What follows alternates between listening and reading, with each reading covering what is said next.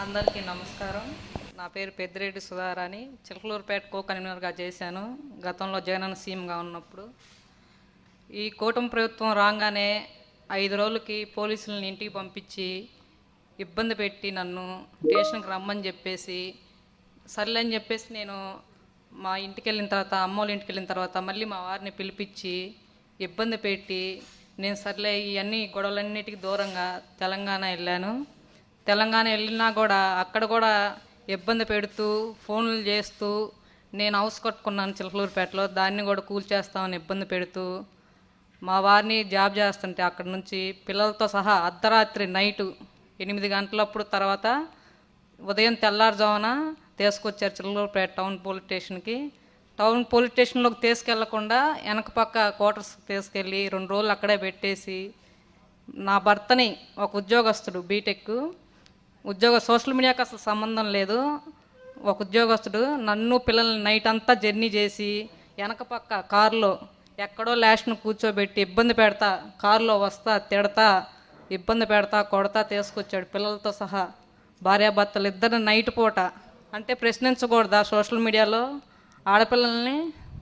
అర్ధరైతురని కూడా లేకుండా భార్యాభర్తలు ఇద్దరిని తీసుకొచ్చి కొట్టి హింసించి కోర్టుకు హాజరుపరచకుండా మళ్ళీ ఒంగోలు వీళ్ళే సాయంత్రం పూట ఒంగోలు స్టేషన్కి అప్పచెప్పి డిఎస్పీ ఆఫీస్కి తీసుకెళ్ళి అక్కడ కొట్టి నన్ను.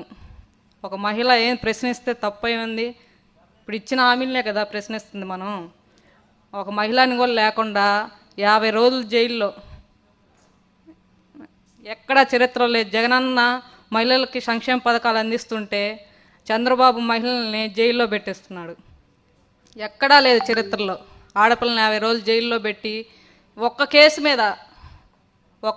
మీద 17 చోట్ల ఎఫ్ఐఆర్లు నమోదు చేపించి 17 కేసులు మొత్తం నా మీద, నా భర్త మీద 12 కేసులు. అసలు ఎటువంటి కనీసం సోషల్ మీడియా అనే యాప్ కూడా నా భర్తకు లేదు. 12 కేసులు పెట్టించారు. 12 కేసులు మొత్తం చిన్నపిల్లలు, నాకు చిన్నపిల్లలు 7 సంవత్సరాల పాప, 9 సంవత్సరాల బాబు. మా దగ్గర నుంచి కారులో నుంచి లాగి పడేశారు. అసలు ఎక్కడ ఉన్నారో కూడా 5 డేస్ దాకా తెలియదు.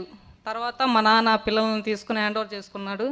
పిల్లల్ని కూడా బాగా తిట్టి నన్ను హింసించి ఇద్దరిని కొట్టి అసలు ఎటుపోతుంది చంద్రబాబు లేడీస్ మీద ఇలాగా 50 రోజులు జైల్లో పెట్టించడమా? ఎక్కడన్నా ఉందా దేశంలో? ఎక్కడైనా ఆడపిల్ల సోషల్ మీడియాలో ప్రశ్నించినందుకు అసలు ఎంత మార్ఫింగ్ చేశారు. చిన్న పాపని, మా పాపని న్యూడ్ ఫోటోలకి తలకాయలు అతికిస్తారు ఐటీడీపీ వాళ్ళు. ఎక్కడన్నా చరిత్రలో అసలు చిన్న పిల్లల్ని వాళ్ళే ఐటీడీపీ పెట్టిన తర్వాత అసలు ఎంత హింసించారు. ప్రతి మహిళ, వైసీపీలో ఉన్న ప్రతి మహిళల్ని బూతు మాటలు అసలు ఎలాగంటే పని చేయకూడదు, ఇల్లు సోషల్ మీడియాలో యాక్టివ్ అవ్వకూడదు. 50 రోజులు జైల్లో పెట్టించి ఆరోగ్యం బాగాలేకపోయినా సరే పీటీ వారెంట్లు, కస్టడీలు మొత్తం 17 కేసులు పెట్టి 50 రోజులు జైల్లో పెడితే మహిళలు అందరు తగ్గిపోతారు, పాతాళానికి తొక్కాలి అని చంద్రబాబు ప్రయత్నిస్తున్నాడు. ఎన్ని ఇబ్బందులు పెట్టినా జగనన్న మళ్ళీ సీఎం చేసుకునేదాకా మా అభిమానాన్ని చంపలేరు. మళ్ళీ పనిచేస్తూనే ఉంటాం జగనన్న కోసం. ఒక మహిళని లేకుండా మళ్ళీ దూషించడం, పోలీసులు కులాన్ని పెట్టు ఏదో ఒకటి పెట్టు, చేతి మీద జగనన్న పేరుంటే కూడా తిట్టడమే. జగనన్న పేరు రాసుకున్నాం, ఎందుకు రాసుకున్నాం? అభిమానం. ఆడపిల్లలకు కానీ ప్రతి పేద ప్రజలకు కానీ సేవ చేయటం. జగనన్న పేరు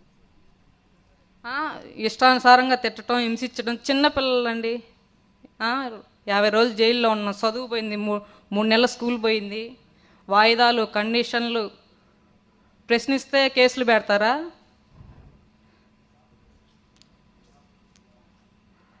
టార్చర్ పెట్టడం, తిట్టడం, హింసించడం. నా మీద ఒకటి 111 కేసు.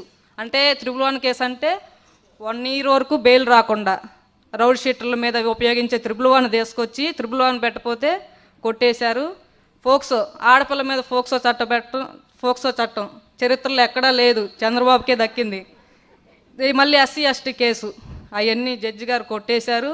మామూలు సెక్షన్లు ఇచ్చేసి అసలు తప్పు, ఆ అమ్మాయిని ఒకసారి విచారించండి అని చెప్పేసి ఫోక్సో చట్టం 111 ఎస్సీ ఎస్టీ కొట్టేసి మామూలు సెక్షన్లు ఇచ్చారు. వాయిదాలు తిరుగుతున్నాను, పోరాడతాను, జగనన్న కోసం పనిచేస్తాను, ఇంకా యాక్టివ్ అవుతాం, భయపడేది లేదు జగనన్న కోసం. అది ఈ అవకాశం ఇచ్చినందుకు కళ్యాణి మేడంకి ధన్యవాదాలు. అందరికీ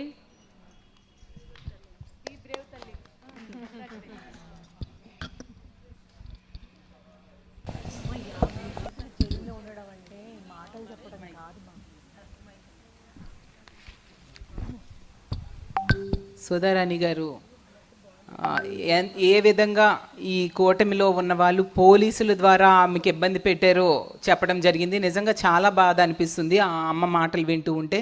నిజంగా పోక్సో కేసు ఏంటి, 111 కేసు ఏంటి, ఎస్సీ ఎస్టీ కేసు ఏంటి, అంటే మహిళలు అంటే చంద్రబాబు నాయుడు గారికి ఎప్పుడూ గౌరవం లేదు. అతను గతంలో అన్నారు కదా, కోడలు మగబిడ్డను కంటానంటే అత్త వద్దంటుందా అంటే మన పుట్టుకునే చులకన చేసిన వ్యక్తి చంద్రబాబు నాయుడు గారు.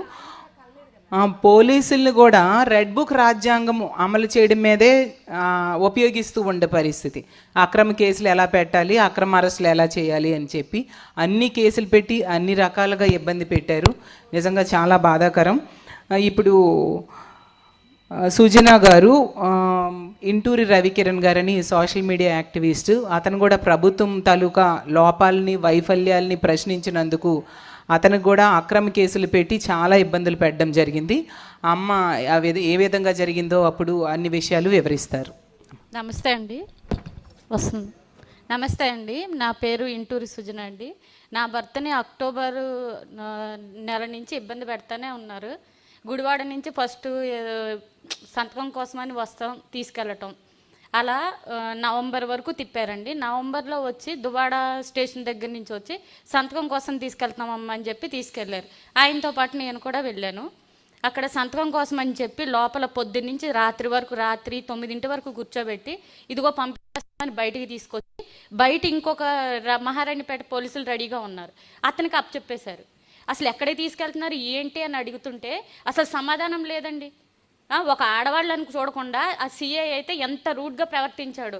అక్కడి నుంచి మహారాణిపేట నుంచి ఇంటి దగ్గరికి తీసుకెళ్తే నువ్వే వదిలేసావు వాళ్ళని, నైటు నువ్వే వెళ్ళి తీసుకురా అని చెప్పి ఆ మహారాణిపేట సిఐని మా ఇంటికి పంపించాడు. సండే రోజు పొద్దుట ఆయన నైట్ వదిలేశారు. సండే రోజు పొద్దుట మార్నింగ్ 7 కల్లా వాళ్ళు సిఐ మా ఇంటి దగ్గర ఉన్నాడు. వచ్చి తీసుకుని వెళ్ళి సంతకం కోసమేనమ్మా రాత్రి వదిలేసాం, సంతకాలు పెట్టించుకోలేదు అని చెప్పి తీసుకెళ్ళాడు. ఆ రోజు నైట్ వరకు ఉంచి రాజమండ్రి నుంచి మళ్ళీ తీసుకొచ్చారు. రాజమండ్రి నుంచి ఒక సిఐ ఎస్ఐ ఎవరో వచ్చారు. అక్కడి నుంచి ఎక్కడ తీసుకెళ్తున్నారండి ఏంటంటే రాజమండ్రిలో కేసు అయిందమ్మా. అసలు ఎవరు కేసులు పెడుతున్నారు, ఎందుకు పెడుతున్నారు, అసలు దేని మీద పెడుతున్నారో కూడా నాకు చెప్పట్లేదు ఎవరు. ఆ సిఐలు కానీ కానిస్టేబుల్ కానీ ఎవరు వచ్చినా కూడా సంతకం అని తీసుకెళ్తున్నారు. రాజమండ్రి తీసుకెళ్ళిన తర్వాత ఆ సిఐ కూడా చాలా రూడ్గా ప్రవర్తించాడు. నా భర్తని ట్యాబ్లెట్స్ కూడా ఇవ్వనివ్వలేదు. అతను హార్ట్ పేషెంట్, ట్యాబ్లెట్స్ ఇవ్వాలి, ట్యాబ్లెట్లు కూడా ఇవ్వనివ్వలేదు.